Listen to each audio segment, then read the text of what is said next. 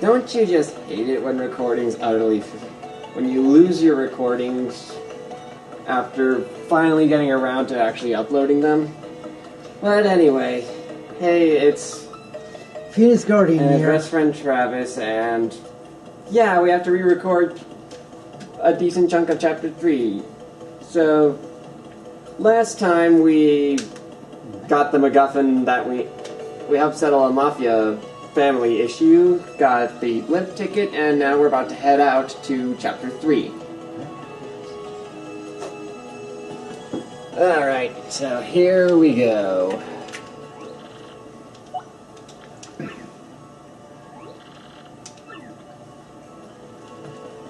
And star piece again.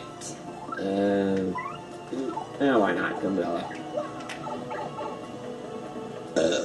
Excuse me.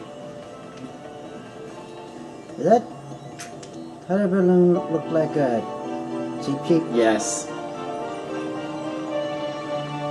So as we all know, Cheap Cheeps can fly. Well, they could sure jump. Yeah. That smile actually looks kind of creepy.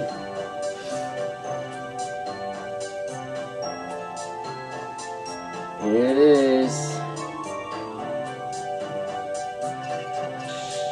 Chapter 3 of Glitz and Glory.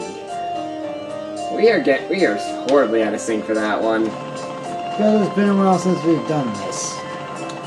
Yeah. But your skills will start sharp. Well, they'll be sharp by the time we record Chapter 6. Yeah, because here's the thing. We've already recorded all the way up to the start of Chapter 6. By the time we're recording this, Chapter 6 has been 3 months. We've been able to start Chapter 6 for about 2 months, but I've been away in Texas, so we couldn't get to that. Phoenix, if this hadn't happened, Phoenix probably would be uploading somewhere around Chapter 4 if he was actually keeping up with it. Yep, that and the fact that my GameCube disc reader stopped working. Hey, that. Well, it is a what, 13 to 14-year-old console? So, what do you think it is? It was bound to keep the bucket eventually. I'm surprised mine's still working. And I found it in the attic while we were cleaning it out. Oh, no. I can't remember where it was when I started playing it again, but it had been a few years. I bought mine at Slackers for what, $30? I don't know. That's something you know, not me. Anyway, first things first, collect the MacGuffins, or why do I keep saying MacGuffins? Collect the star pieces and shine sprites in the area before we move on at all. I know that's an ink coupon. I'm not taking it because my inventory is full. The big blue button. Yep. You butt stomp. Or, I know it's spin jump on it, it's also a butt stomp. And... Power Plus Partner number 2.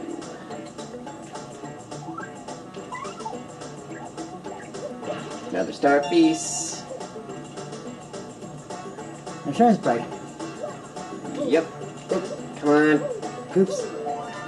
No, that was me being a dunce. And there's another star piece. Nope, it's not over there, it's over here. There it is. Alright, that should be everything. Let me just double check some badges here quick.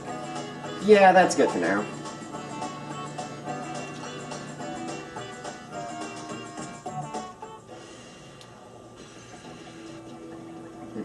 Best believe the star piece is... Yep! Whether or not my skills as an actual gameplay are rusty or not, my knowledge of where the star pieces are isn't.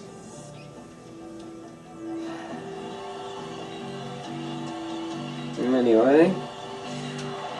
So, we got a combination of, well, as far as attitudes go, Hulk Hogan and Randy Savage taking on a armored Koopa.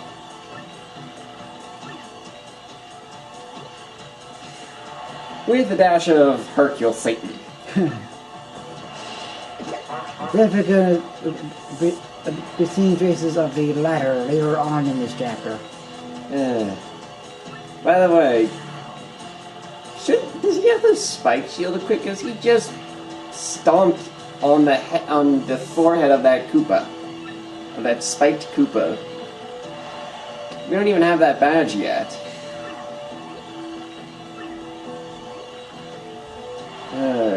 Yeah, this guy is arrogant as all hell.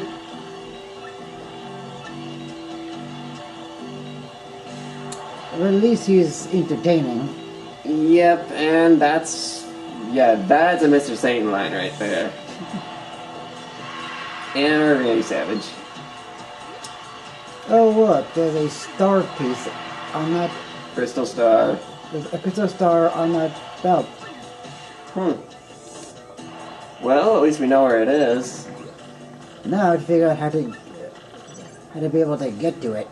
Well, there's always this way.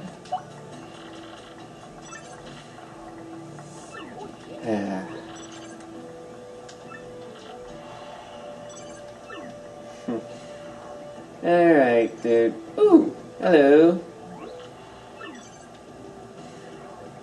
Anyway, let's go.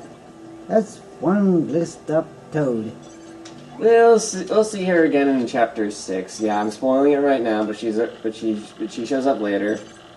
Pretty much every unique sprite in this game shows up at least one other time, except these guys. Well, non-chapter related characters will show up in might show up in future chapters. If that made any sense. So, NPCs that aren't relevant to the current chapter's plot may show up in a later chapter as plot relevant, or just be a recurring showing character, or just a returning character multiple times. That's what I'm trying to say. Yeah. Does that guy have a shell? Yeah, he's a Grubba. He's a Tubba a unique sprite Tubba from the originals. So, yeah, we basically are selling our souls to him in order to figure out what the heck's going on with the belt.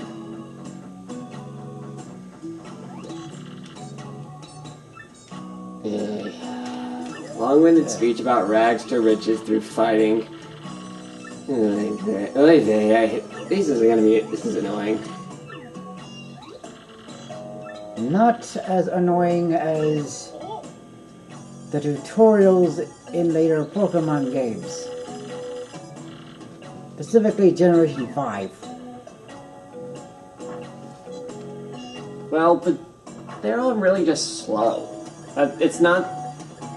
Well, they're forced, and B, they're slow.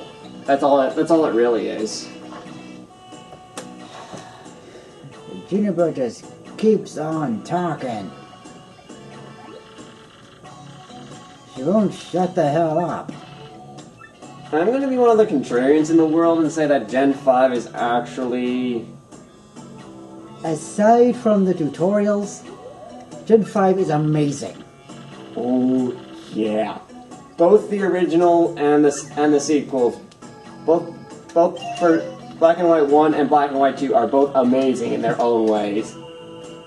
One reason why I like Black and White 1 a lot is because then Game Freak finally grew a pair and made an entire regional dex without any Pokemon from the previous generation. Heck, the region dex has more than the Gen 1 does. 156 as opposed to 150/51. So yeah, they actually grew a damn pair and decided, hey, let's make this new region only have new Pokemon, so trainers actually have to think about what Pokemon to use. To be honest, it took me a couple of retry. I ended up playing like through the first third of the game multiple times before I finally ended up making a team out of 14 different Pokemon that I just kept rotating in and out. I made a team out of 8 or 9 rotating. Yeah. Let's see, my team was... out of all the Pokemon I used, my team consisted in its entirety of... And my Tepig was Adamant from the start. Cool. Anyway, my entire thing I think I used throughout the course of the game, not necessarily against the final boss, because it's impossible to use 1-6. Superior... Gigalith... Palpitoad, Conkeldurr, Leavanny, Darmanitan, Crocodile, Sigilif, Reunicles, Swanna. Of course you'd use Swanna. Swanna's one of my favorite water types in that gen.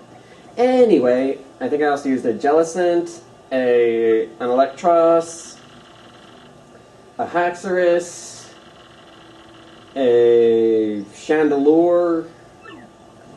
Excellent choice. A Cryogonal, and...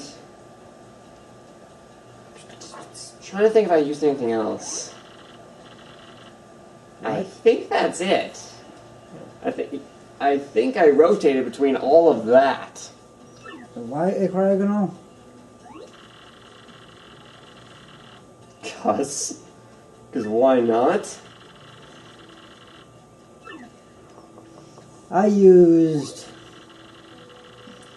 Emboar, a Drotagon, a Simisage, a Crocodile, a Zebstrika, a Timple, a Vanillite, which was actually a Vanillish. You mean Vanillux? It wasn't a Vanillix by that point.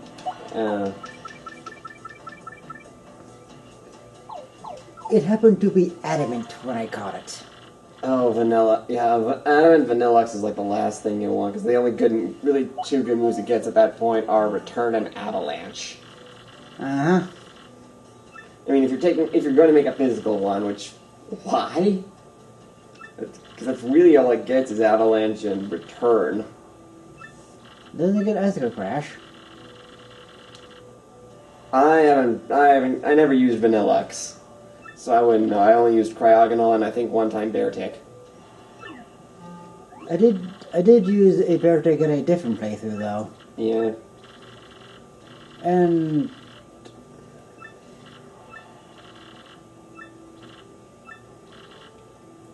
aside from those, I also used the Reshiram.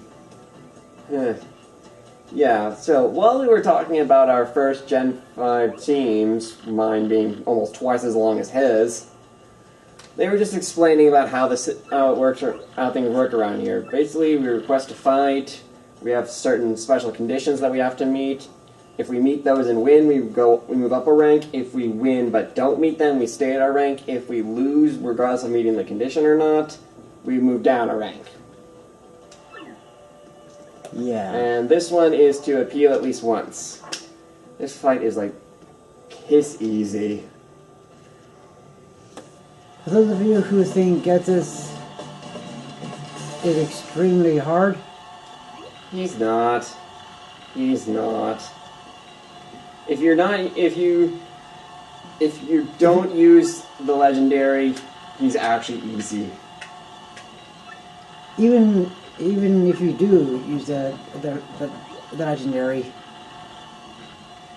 just start with the Tepig and have your Emboar have hammer arm. Doesn't he start with a Kapha Grigus? So that wouldn't work. For when his Hydreigon comes out. Oh, by the time his Hydreigon came out when I played it, that was no big deal.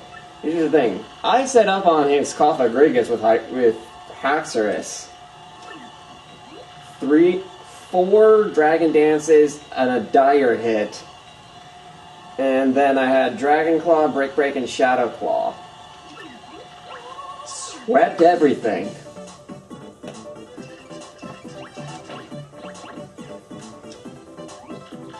Anyway, these guys are cheapskates and try to attack us first, but whatever. They're 5 Goombas. Seriously, we can destroy them. Simply all you have to do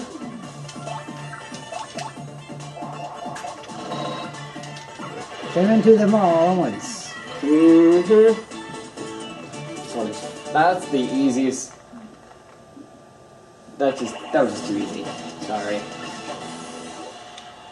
Oh, you Victor, like, yeah, what a freaking joke. Yeah.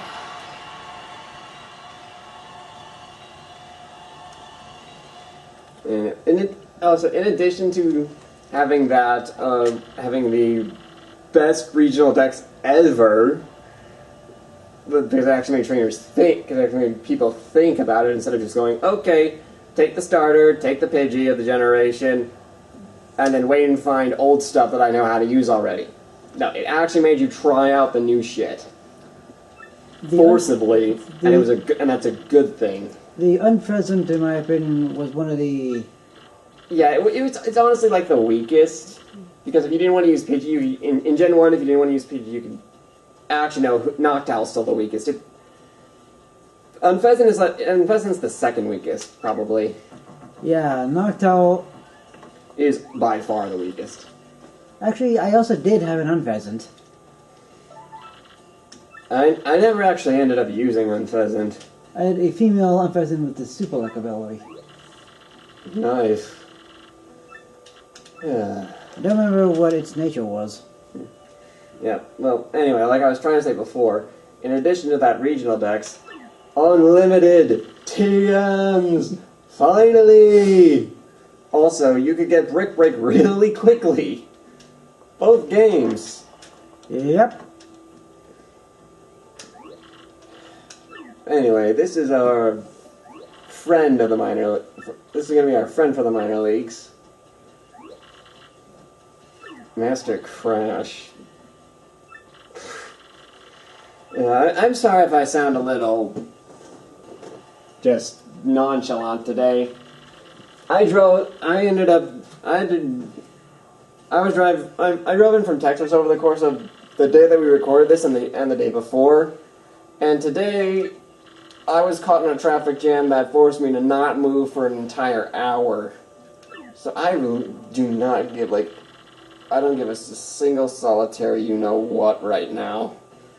I'm gonna be really nonchalant for the entire part of the re-recordings. I don't blame you. I probably will sound a lot more energetic when we get back to the original recordings. And that's a green Shy Guy. Actually, they're called bandits in these games. Shy Guys don't exist in the Paper Mario universe. Well, no, yes, they do. They exist in the Mushroom Kingdom. They don't exist in Rogueport or its neighboring cities. Anyway, so now we just gotta get through the matches, and this is the chapter where you're probably going to be doing the most badge manipulation. Your badge setup's going to change a lot depending on... It could change very little, or it could change a lot depending on how you play this game. If you play it the way I do, where you accumulate a lot of BP early, you'll have the ability to change very frequently to not only have power, not only be able to hit for a lot, but also, what am I trying to say? Also to help you meet the conditions of the fight. optimize your stuff to where you can meet the conditions of the fight. Anyway, we've approached we're going a bit long. We've reached I guess we could say we reached a good stopping point, or should, well, yeah, we can stop it here, I guess. Anyway, we'll see what the next fight is in the next. We'll start up the second fight in the next part. So this has been the Phoenix Guardian, his best friend Travis, and we will see you next time for brawls, I guess. Anyway, see you then.